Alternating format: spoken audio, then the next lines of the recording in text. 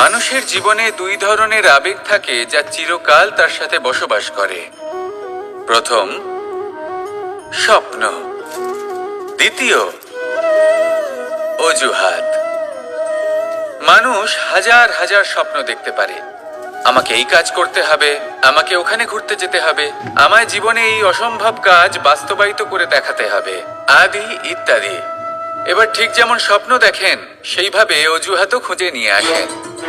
আমি এই স্বপ্ন পূরণ করতে পারলাম না, কারণ আমাকে কেউ সাহায্যই করলো না, কারণ আমি দুর্বল হয়ে পড়েছিলাম, কারণ আমার কাছে সময়ই ছিল না, আদি ইত্যাদি।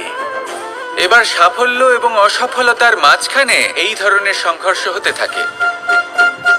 সাফল্য তখন লাভ করা সম্ভব যখন আপনার স্বপ্ন আপনার অজুহাতের থেকে অনেক বড় হয়।